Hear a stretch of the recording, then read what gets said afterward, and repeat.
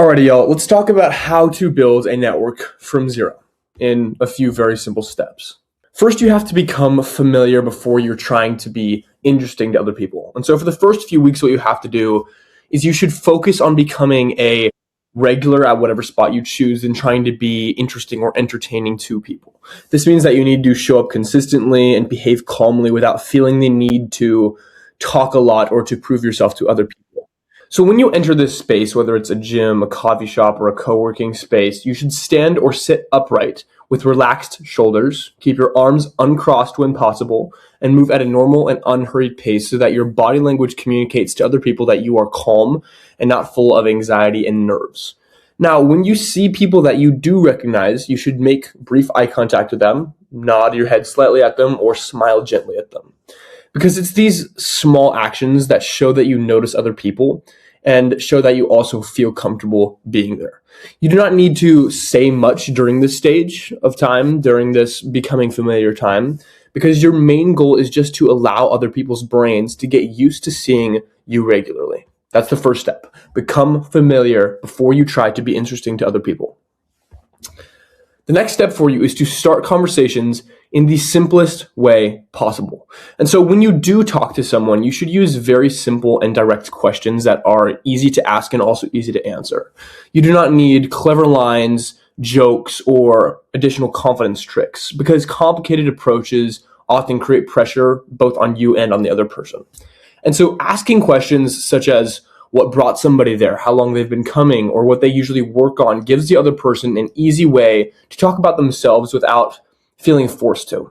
And so when you ask these types of questions, you should speak slowly and calmly and allow pauses because silence does not mean failure on your end and often makes the interaction feel more relaxed both for you and the other person.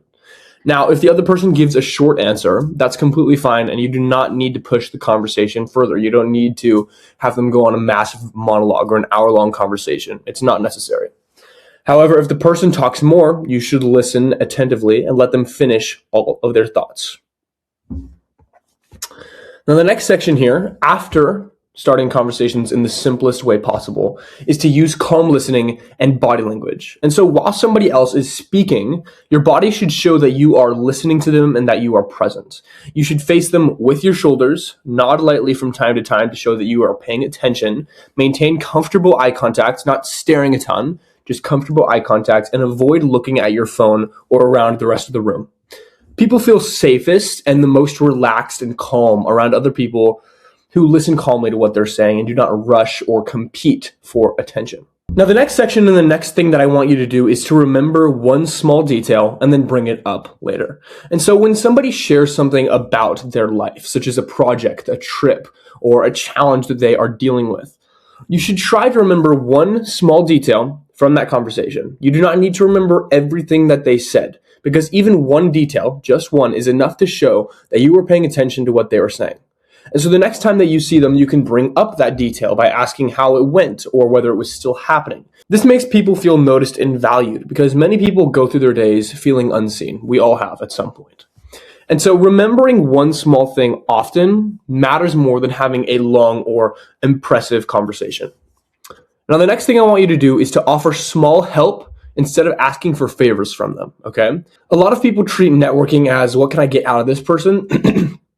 Instead of, how can I connect with this person? Or how can I be useful to them? And so offer small help instead of asking for favors. As the connection begins to continue, you should look for small ways to be helpful instead of asking people for favors or additional attention.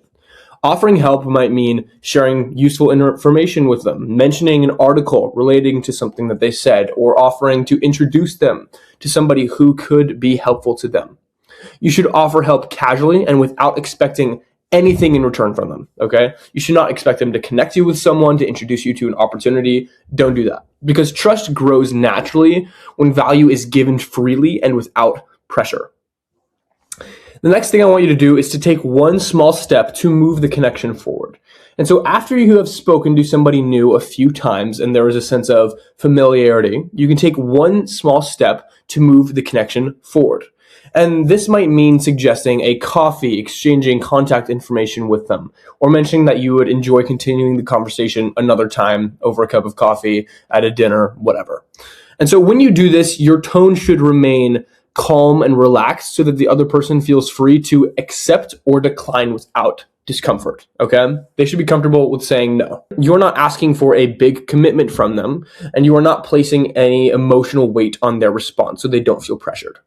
This small step, doing this one small step to move the connection forward, creates a bridge that allows the connection to continue beyond that single coffee shop or gym or co-working space. Okay? Now, the truth about why this works. If this process feels difficult, it's not because you lack confidence or social ability, but because you may be trying to skip the stage where people become familiar with you and just jump straight to being impressive or important. You want the result before the process. But strong networks are built slowly through consistency, calm presence, remembering small details, and moving forward one small step at a time. You do not need to be bold or flashy to build real connections. You only need to be present, patient, and useful.